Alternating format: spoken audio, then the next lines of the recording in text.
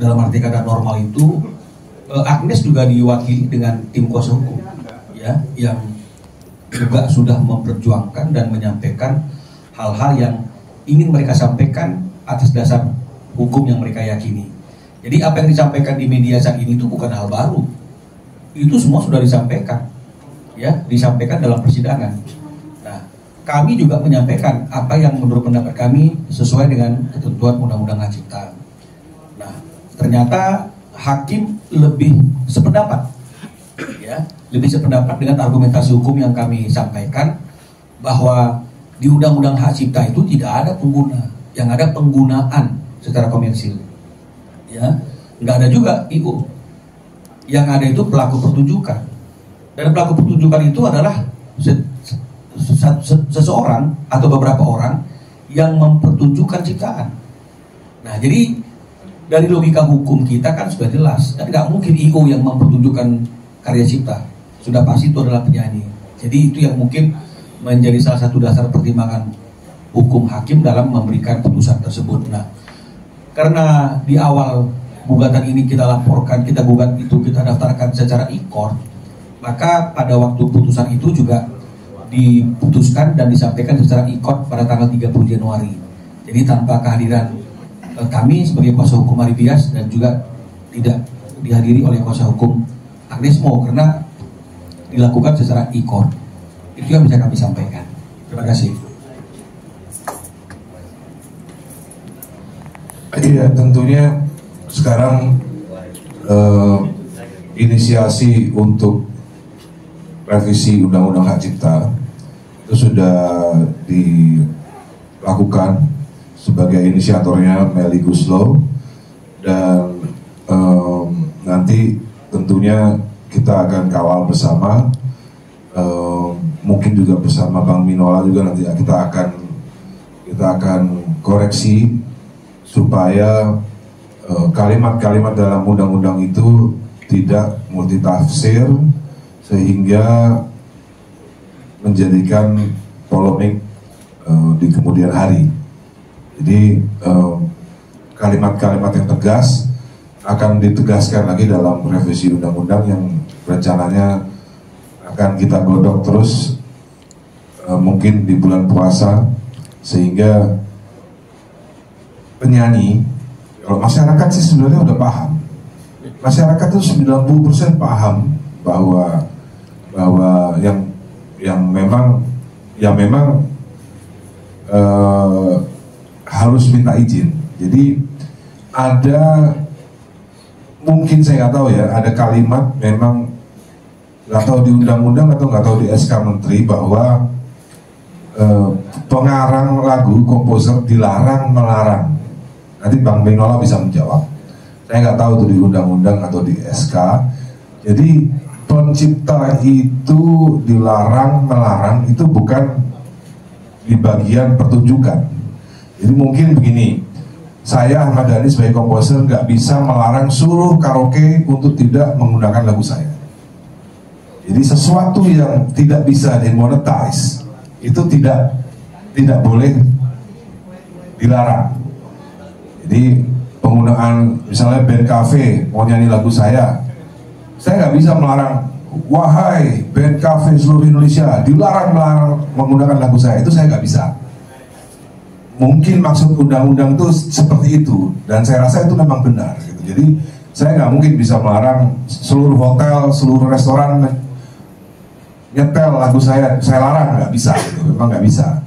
Jadi pelarangan itu lebih spesifik nanti mungkin di undang-undang adalah bisa, artinya gini, lagu sebagai karya cipta eksklusif itu bisa dilarang untuk pertunjukan profesional misalnya.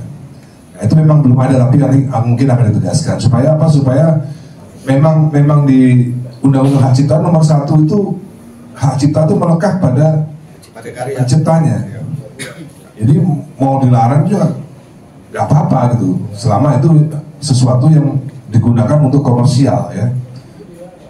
Jadi itu yang mungkin banyak penyanyi yang belum paham. Jadi kalau misalnya ada penyanyi, biar Jadi kalau misalnya ada penyanyi yang ngotot bahwa nyanyi aja yang penting bayar, nah itu kebanyakan kelakuannya maling tuh, kebanyakan gitu.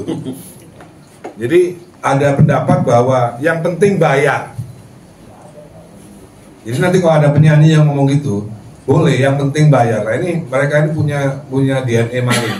Karena itu membuat orang jadi maling akhirnya. Karena selama ini, selama 10 tahun nggak ada yang bayar ke kita. Dari 2014 Undang-Undang Hak Cipta itu ada, selama ini nggak ada yang bayar ke kita. Makanya Once berhenti menyanyikan lagu Dewa karena apa? Karena dia nggak bisa membuktikan bahwa dia sudah membayar. Malu kan, gitunya kan? Ya, maka dari itu logikanya ya, kalau kita mau nyewa mobil, apa yang bisa kamu bawa mobilnya bawa jalan-jalan ke Bali selama sebulan tanpa izin? Logikanya seperti itu kan? Ya selesaikan dulu administrasi, baru kau bisa bawa mobil gitu loh. Mana ada boleh menyanyikan lagu asal yang penting bayar.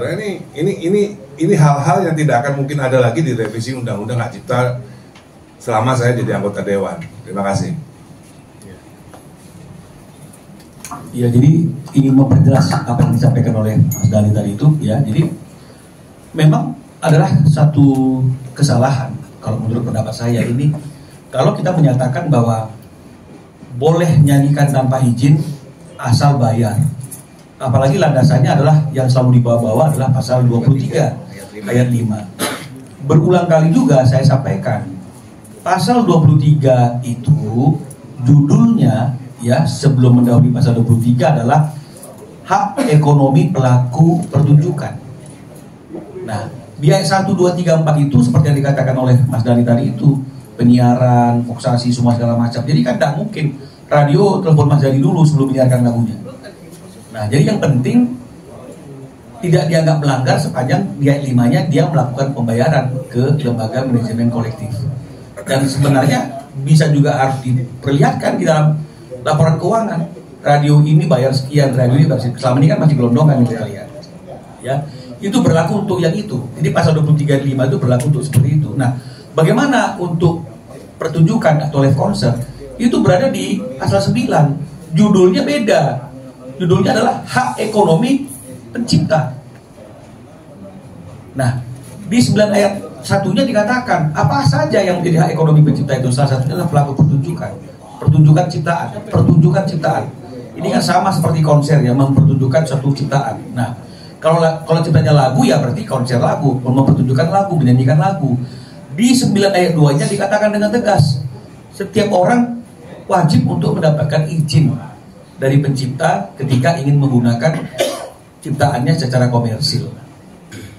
Kalau itu tidak dilakukan, maka dia refernya ke pasal 113 ayat 2. Dendanya 500 juta. Ada kurungan badan juga, penjara. Ya. Nah, jadi kalau misalnya kemudian dikatakan hakim keliru itu tidak tepat, di mananya tidak tepat? Karena pasal 9 itu sudah jelas menaungi hak ekonomi pencipta. Ada undang-undang pasal tersebut dan belum dicabut, masih berlaku, masih eksis hingga saat ini. Dan pasal 23.5 itu hanya, sekali lagi, hak ekonomi pelaku pertunjukan, bukan hak ekonomi pencipta.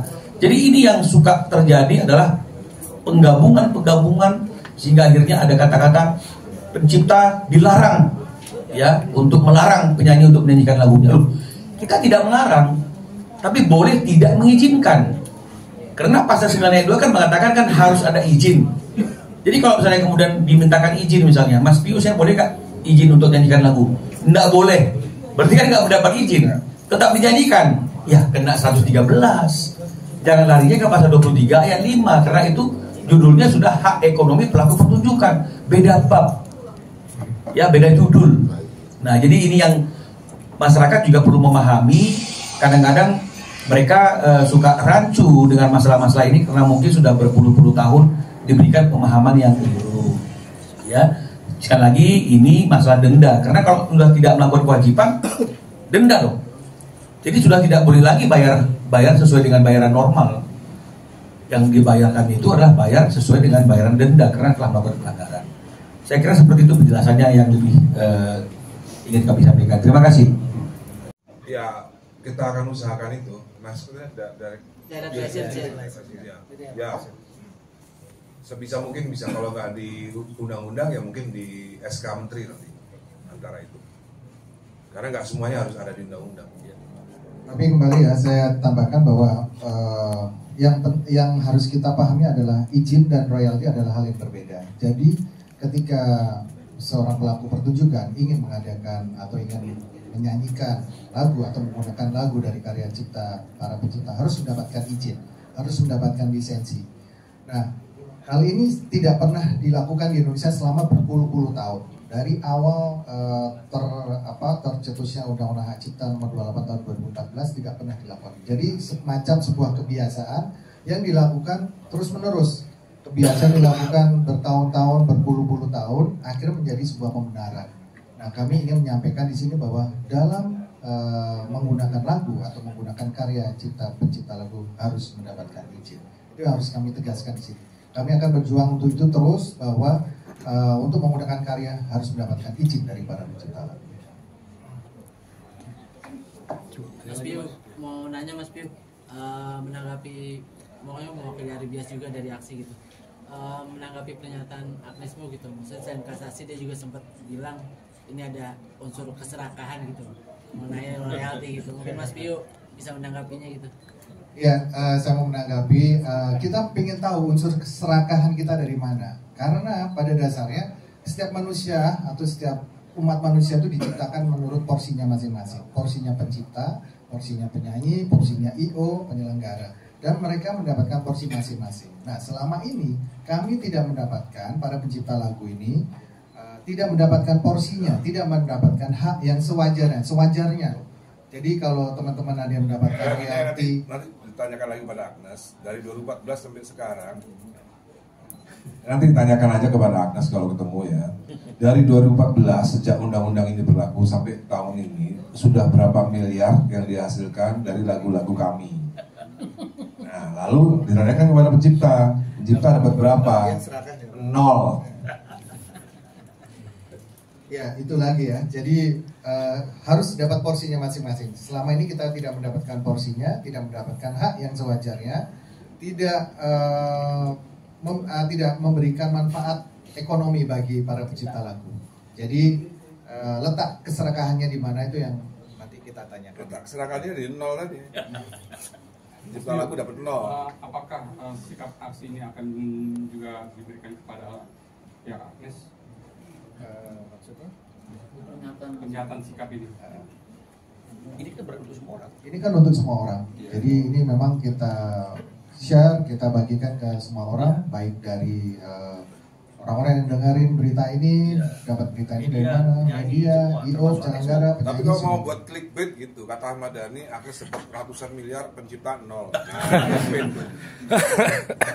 Mungkin sedikit, Mas Hari ini kan udah berhasil di proses hukum ya, di persidangan. Mungkin kalau dari teman-teman aksi yang lain, komposer yang lain, gimana sih udah efektif belum sih semenjak aksi terbentuk kemarin, terus memberlakukan direct license mungkin ke penyanyi, mungkin udah cukup efektif belum? Ya, yang pasti adalah kita dari seluruh anggota aksi, kita satu suara sepakat bahwa nanti kita akan memperlakukan direct license itu, sistem dan teknisnya seperti apa nanti akan kita lanjutkan di penyampaian kita berikutnya, atau share media kita berikutnya, atau rilis kita selanjutnya.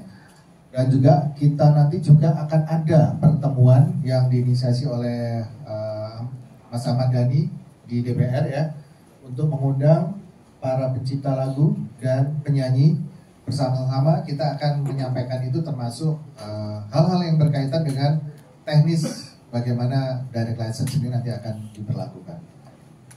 Sudah ya? Yang lain? 28 ya?